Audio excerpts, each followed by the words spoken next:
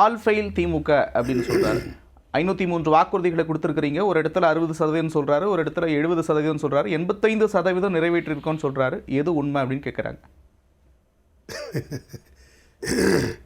NDA கூட்டணி நீங்கள் உச்சரிக்கும் போது பார்த்தேன்.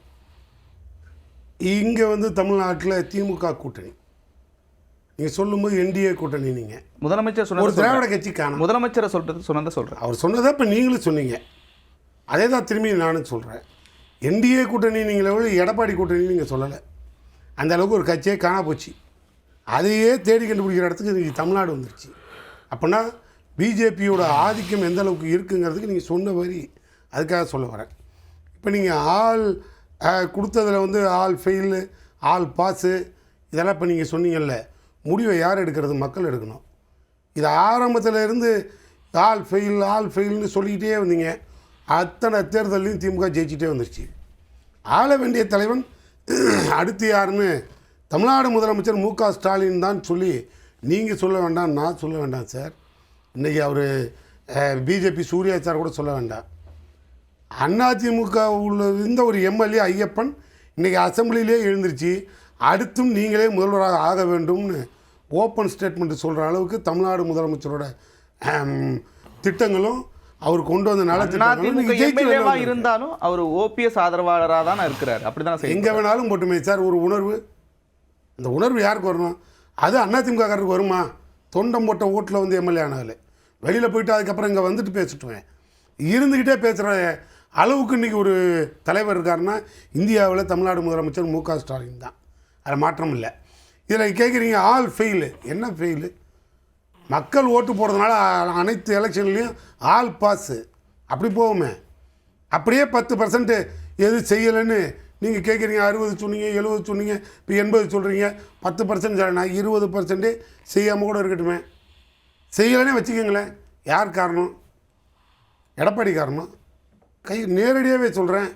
கொடுக்க மாட்டேன்னு சொல்கிற இடத்துல பிஜேபி ஒன்றிய அரசு. தமிழ்நாடு இன்னும் தன்னாட்சி அதிகாரத்தில் வட்டானம் சுப்பாடி மாதிரி இது இன்னும் சுயாட்சி கண்ட்ரோல் இல்லை. என்ன இருந்தாலும் நீங்கள் உங்கள் வரி பணம், ஏன் வரி பணம், மொத்த வரி பணத்தையும் முதல்ல முழுங்கிட்டு இருக்கு.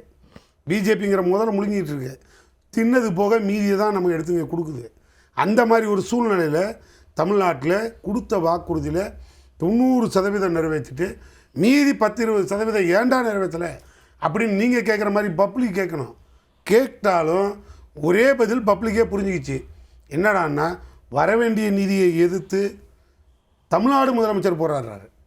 யாருக்கான நிதி? இங்கே ஓய்வூதியம் கேட்குறவங்களுக்கு கொடுக்க வேண்டிய பணத்துக்கான நிதி. எனக்கு பணி நிரந்தரம் பண்ணுன்னு சொல்கிற அந்த வாக்குறுதியை நிறைவேற்றுறதுக்கு உண்டான அந்த நிதி இதெல்லாம் எங்கேருந்து வரும்? நாங்கள் என்ன ட்ரம்புக்கிட்ட போய் கடன் வாங்கிட்டு வருவோம்? கேளுங்க. யார் கொடுக்கணும்? ஒன்றிய அரசுலேருந்து வரணும். அப்போ வரலன்னு சொல்லி தமிழ்நாடு முதலமைச்சரே போராடுறாரு. இங்கே மக்கள் போராடுது. தமிழ்நாடு முதலமைச்சர் ஒன்றிய அரசை எடுத்து போராடுறாரு. எதிர்கட்சியாக இருக்கிற ஆள் 65 எம்எல்ஏ வச்சுட்டு எங்கே போராடணும்? அவர் இங்கேருந்து போய் என்ன தெரியுமா பண்ணிட்டு வர்றாரு? இந்த 20-30 வாக்குறுதிகளை நிறைவேற்றாமல் நீங்கள் பார்த்துக்கோங்க, அந்த ஃபண்டு எதுவும் ரிலீஸ் பண்ணாதீங்க.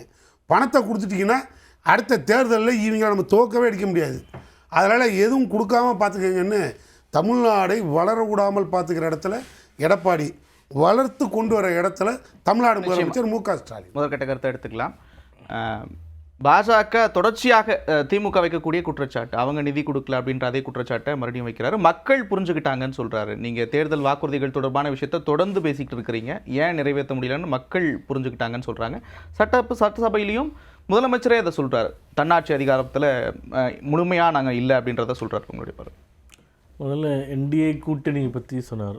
முதல்ல யூபிஏ அப்படின்னு இவங்க கூட்டணியோட பேர், திமுக கூட்டணின்னு கிடையாது. அதே போன்று இண்டி அலையன்ஸ் இந்தியா அப்படின்னு அதில் ஒரு சூழ்ச்சி பண்ணி இந்தியான்னு பேர் வைக்கிற மாதிரி ஒரு கூட்டணி பேர். இப்போ அதுவும் இல்லைன்ட்டாங்க. இப்போ என்னமோ இல்லைன்னு யாரும் சொல்லலைங்க. இல்லை, அந்த பேரை மாற்றிட்டாங்க. அதாவது என்னது செக்யூலர் ப்ரோக்ரெசிவ் அலையன்ஸ், அதுக்கு தமிழில் வந்து என்னமோ தெரில, அது என்னமோ பேர்.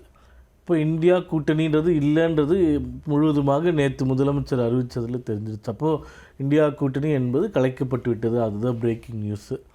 ரெண்டாவது, நாங்கள் கூட்டணி இருக்கிறவங்கள்லாம் சேர்ந்து எங்களுடைய தலைவர்கள், பிரதமராகட்டும், முன்னாள் முதல்வராகட்டும், அமமுக தலைவராகட்டும், நாங்கள் எல்லாம் சேர்ந்து ஒரு கூட்டணி கூட்டம் மக்கள்கிட்ட பரப்புரை ஜனவரி 23 பண்ணிட்டோம்.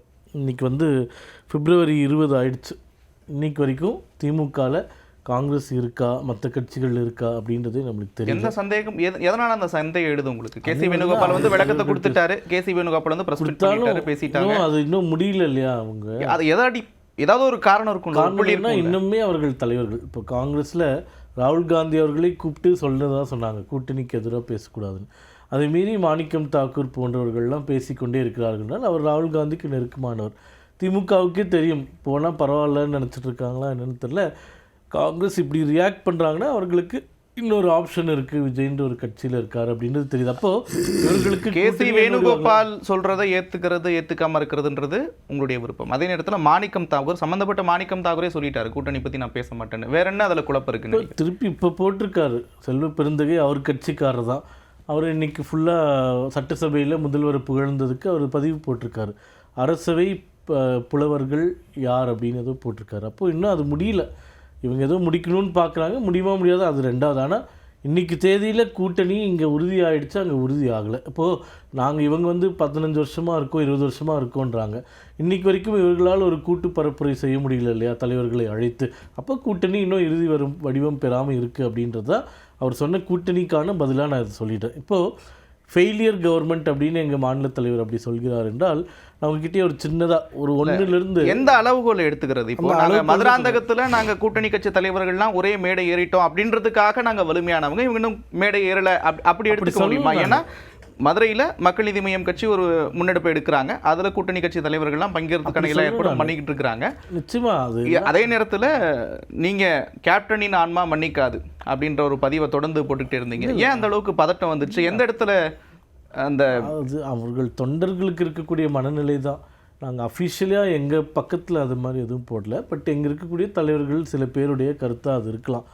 அது அவர்களுடைய முடிவு, கூட்டணி வைக்க வேணாம். பட் விஜயகாந்த் அவர்களுடைய கட்சியை அவரை வந்து வடிவேலு என்ற ஒரு நடிகரை வைத்து சிறுமைப்படுத்தியது, அவங்க மண்டபத்தை இடித்ததுலேருந்து அந்த வரலாறு எடுத்து பார்த்திங்கன்னா அவர்களுக்கு எதிராக இருந்திருக்கார்கள். அப்போ இது பொருந்தாது அப்படின்ற ஒரு கமெண்ட்டோடு முடிஞ்சிருது. நம்ம கருத்து அது ரொம்ப வெளிப்படையா இருந்ததே, ஆதங்கத்தை ரொம்ப வெளிப்படையா பாஜக வெளிப்படுத்தினதை பார்க்க முடிஞ்சது. அப்போ தேமுதிக திமுகவோட கூட்டணி வச்சதுல உங்களுக்கு எந்த ஏமாற்றமோ ஆதங்கமோ எதுவுமே இல்லைன்னு எடுத்துக்கலாம். ஒரு க்ளோஸ் எலெக்ஷன்ல ஒரு 500,000 வாக்குகள் கூட வித்தியாசம்தான். அந்த வகையில் அவர்கள் இல்லாது போனது சில வகையில் பின்னடைவாக கூட இருக்கலாம். அது தேர்தல் முடிவுகள் தான் சொல்லும்.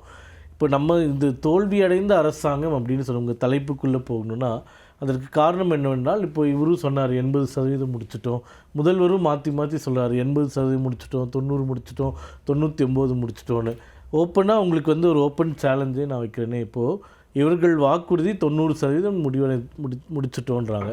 நாங்கள் ஒரு 20 நாட்களாக உட்கார்ந்து பல பேரை வைத்துக்கொண்டு இந்த 505 வாக்குறுதிகளில் நம்பர் போட்டு எது முடிச்சிருக்காங்க முடிக்கலன்னு லிஸ்ட் எடுத்திருக்கோம்.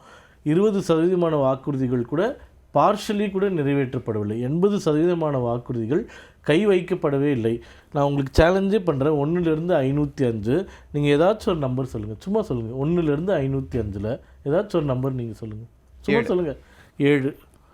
இப்போ 7வது வாக்குறுதி என்ன அப்படின்னு நீங்கள் பார்த்தீங்கன்னா, உலக பல்கலைக்கழகங்களில் தமிழ் இருக்கைகள் அமைக்கப்படும், செம்மொழி பூங்காங்கள் அனைத்தும் மாநகராட்சிகளிலும் அமைக்கப்படும், சிறந்த தமிழ் நூல்கள் உலக மொழிகளில் மொழிபெயர்க்கப்படும், தமிழ் எழுத்து வடிவம் பாதுகாக்க சட்டம் கொண்டு வரப்படும். இந்த 4 விஷயங்களில் 3 விஷயங்கள் நடக்கவே இல்லை. இல்லை சார், 3 விஷயம் நடந்திருக்கு. 3 விஷயம் நடக்கல. அந்த செம்மொழி பூங்காக்கள் அமைக்கக்கூடிய பணிகள் நடத்தி அனைத்து மாநகராட்சிகளிலும் அது சொல்லுங்கள். 22 மாநகராட்சிகள் இருக்குது. எவ்வளோ மாநகராட்சிகளில் செம்மொழி பூங்கா ரெடி பண்ணியிருக்காங்கன்னு சொல்லுங்கள். தமிழ் எழுத்து வரி வடிவம் பாதுகாக்க சட்டம் கொண்டு வந்துட்டாங்களான்னு கேளுங்க. இது போன்று பல விஷயங்கள் நீங்கள் எந்த நம்பர் சொன்னாலும் பண்ணியிருக்காங்களா இல்லையான்னு சொல்லி பார்க்கும்போது 80% வாக்குறுதிகள் நிறைவேற்றவில்லை. ஓப்பனாக சேலஞ்ச் பண்ணுறப்போ நீங்கள் எப்படி மீண்டும் கிளைம் பண்ணுறீங்க, நாங்கள் 90% முடிச்சிட்டோம், 80% முடிச்சிட்டோம், 505 வாக்குறுதிகள் ஒன்றொன்றாக படித்து இது முடித்து விட்டார்களா இல்லையா என்று பேசுவதற்கு நாங்கள் தயார். அப்போது அப்படிப்பட்ட ஒரு பொய்யை ஏன் மக்களிடம் கொண்டு செல்கிறீர்கள்? அதனால் இது ஃபெயிலியர் கவர்மெண்ட் அப்படின்றது எங்களுடைய கருத்து. இல்லை, அவங்க வைக்கக்கூடிய பாயிண்ட் என்னென்னா, கொடுத்த வாக்குறுதிகளில் எதெல்லாம் எங்களால் சாத்தியப்படுத்த முடியுமோ நிறைவேற்ற முடியுமோ எல்லாத்தையும் பண்ணிட்டோம். சென்ட்ரல் கவர்மெண்ட்லேருந்து வரக்கூடிய ஃபண்டு வராததுனால அந்த திட்டங்கள்லாம் சில நிற்கிது. அப்படி பல்கலைக்கழகங்களில் இருக்கைகள் அமைக்கக்கூடிய முயற்சிகளையும் மேற்கொண்டிருக்கிறாங்க. செம்மொழி பூங்கா அமைக்கக்கூடிய பணிகள் செஞ்சுருக்கிறாங்க. அதாவது ஒரு வாக்குறுதி சொல்லிவிட்டு அதில் 10% முடிச்சுட்டு அதனால் இதை கண்டுக்குவாங்க அப்படின்னு சொல்கிறதெல்லாம் ஏற்றுக்கொள்ள முடியுமா முடியாதாதுன்றது உங்களுடைய கருத்து. இந்த இதில் சொல்கிறாங்க இந்த வாக்குறுதிகள், இது வந்து திமுக கொடுத்த வாக்குறுதிகள் புத்தகம். 505 வாக்குறுதிகள் முடிச்சுட்டு அடுத்த 2 பேரை ரொம்ப முக்கியம் படிக்கிறேன். இது வந்து வரலாற்று சிறப்பு மிக்கது. இந்த 505 வாக்குறுதிகள் அறிக்கையில் வழங்கப்பட்டுள்ள வாக்குறுதிகளை எல்லாம் தமிழக அரசின் தற்போதுள்ள கடுமையான நிதிநிலை சூழ்நிலையில் அரசு கடன் 6 லட்சம் கோடியாக இருக்கும்போது செயல்படுத்த முடியுமா என்கின்ற ஐயம் ஏற்படும். அவங்களே சொல்கிறாங்க, அதுக்கு விளக்கம் சொல்கிறாங்க. தற்போது அரசின் மேல்மட்டத்தில் தலைவிரித்தாடும் ஊழலை ஒழித்தும் அரசின் சார்பில் செய்யப்படும் வீண் செலவினங்களை அறவே தவிர்த்தும் வருவாய் இழப்புகளை தடுத்தும் உற்பத்தியை பெருக்குவதன் மூலமும் வரி வருவாயை கணிசமாக அதிகரித்தும் புதிய வருவாய் ஆதாரங்களை பரிசீலித்தும் முறையான நிதி நிர்வாகத்தை உறுதி செய்வதன் மூலமும் கூடுதலாக தேவைப்படும் நிதி ஆதாரங்களை திரட்ட முடியும் என்கின்ற நம்பிக்கை திராவிட முன்னேற்ற கழகத்திற்கு உண்டு. இங்கே எங்கே இருக்குது மத்திய அரசு பணம் கொடுக்கலன்னு இவங்க 4 விஷயம் சொல்லியிருக்காங்களே, இது பண்ணி பணம் ரெடி பண்ணி இந்த வாக்குறுதிகள் எல்லாம் நிறைவேற்றுவோம்னு சொல்கிறாங்க. அப்போ இதற்கு இவர்கள் பொறுப்பா மத்திய அரசாங்கம் பொறுப்பா? இவ்வளோதான் நம்மளுடைய கேள்வி. உங்கள் தேர்தல் அறிக்கையிலேயே அப்பட்டமாக நீங்கள் சொல்லியிருக்கீங்க மத்திய அரசாங்கம் பணம் கொடுக்கல, கடன் இருக்குது, பாக்கி இருக்குது அப்படின்ற ஒரு வரி கூட இங்கே இடம் பெறல. இப்போ நீங்கள் சொன்ன செலவு குறைச்சிங்களா? மேல் மட்டத்தில் இல்லை சார், அது வந்து ஒழிச்சிங்களா? என்ன பண்ணீங்கன்னு சலுகை இல்லை. மாநில அரசுக்கு கொடுக்க வேண்டிய நிதி கொடுக்க வேண்டியது, வரி பகிர்வை கொடுக்க வேண்டியது கட்டாயம். நிதி திரட்டல்ல இதுவுமே அடங்கும். நிதி பகிர்வில் கடந்த வருடம் நிதிநிலை அறிக்கையில் சட்டமன்றத்தில் சமர்ப்பித்ததை காட்டிலும் 1800 கோடி ரூபாய் அதிகமாக தான் மத்திய அரசாங்கிடம் வந்திருக்கின்றது என்பதை இந்த வருட நிதிநிலை அறிக்கை நம்மளுக்கு காண்பிக்கின்றது. அப்போது கொடுக்குறேன்னு சொன்ன ஷேரில் குறைஞ்சதாக எதுவுமே வரல. கொடுக்கறதுன்னு உயர்த்தணும்னு கேட்குறாங்க. அது காலமாக கேட்டுட்டு இருக்காங்களா? இப்போ மட்டும் ஏன் கேட்குறாங்க? 10 ஆண்டு காலம் காங்கிரஸோட ஆட்சியில் இருக்கும்போது இந்த கோரிக்கைகளை வைத்தீர்களா? 7% இருந்தது நிதி பகிர்வு. இவங்க 15 ஆண்டு காலம் ஜிஎஸ்டி பற்றி இல்லை, அது இன்டைரக்ட் டேக்ஸ், அது நம்ம கன்சாலிடேட் பண்ணிட்டோம். நிதி பகிர்வு ஃபினான்ஸ் கமிஷன் மூலமாக வருது. 7% இருந்தது 10வது ஃபினான்ஸ் கமிஷனில். இவங்க மூன்று ஆட்சி, அதாவது 1999 2014 வரைக்கும் 16 ஆண்டு காலம் இவர்கள் ஆட்சியில் இருக்கும்போது தான் அந்த நிதி பகிர்வு 7% 4% குறைஞ்சிருக்கு. அப்போது இவ்வளோ மத்திய அமைச்சர்களை வச்சுருந்தீங்க 3 கவர்மெண்ட்டில். நம்ம தமிழ்நாட்டினுடைய தேவை குறைந்து கொண்டே வரும்போது அப்போது நீங்கள் ஏன் குரல் உயர்த்தவில்லை என்றால் அப்போ உங்களுக்கு மத்தியில் மந்திரி சபை கிடைச்சது, 2G மாதிரி நிறைய சலுகைகள் கிடைச்சது. இப்போ உங்களால் மத்தியில் மந்திரி சபை அமைக்க முடியல. அதனால் இந்த குற்றச்சாட்டை சொல்லிகிட்டே இருக்கீங்க.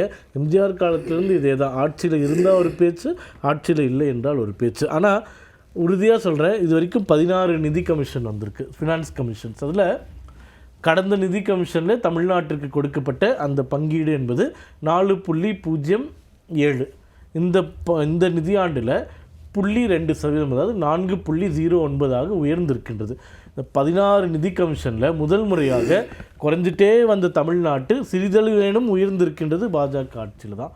அப்போது நீங்கள் ஆட்சி செய்யும்போது உத்தரப்பிரதேசத்திற்கு 19% போயிட்டு இருந்தது. இப்போ அதை நாங்கள் 16 குறைச்சிருக்கோம். அப்போது நீங்கள் சொல்லக்கூடிய குற்றச்சாட்டுகள் உண்மை. நம்மளுக்கு நிதி பகிர்வு அதிகமாக வருகின்றது, கம்மியாக வருது. இப்போ கம்மியாக வருதுன்றப்போ இப்போ பிரதமர் நினச்சா போய் உத்தரப்பிரதேசத்துக்கு 50,000 கட் பண்ணி இங்கே 50 கொடு அப்படின்லாம் கொடுக்க முடியாது. அரசியலமைப்பின் பால் இயங்குகின்ற ஒரு நாடு. உற்பத்தியை பெருக்கிட்டு இருக்கிறோம். நிச்சயமாக தொழில் நிறுவனங்கள் அதிகமாக வருது. இப்படிலாம் இருக்கிறப்போ பகிர்வு அதிகமாக வேணுன்றது நியாயமான கோரிக்கையாக இருக்குது. கொஞ்சமாக தான் அதை வந்து சரி செய்ய முடியும். ஏன்னா 1950 ஒரு நடைமுறையை பின்பற்றிட்டு வராங்க. இப்போ கடந்த நிதி கமிஷனில் ஒரே ஒரு இறுதியாக ஒரு கருத்து சொல்லிடுறப்போ, contribution of GDP to the country, Tamil Nadu இந்திய ஜிடிபிக்கு அதிகமாக கான்ட்ரிபியூட் பண்ணுது. அதே மாதிரி மகாராஷ்டிரா பண்ணுது, தெலுங்கானா பண்ணுது, ஆந்திரா பண்ணுறது, இதெல்லாம் பண்ணுறாங்க.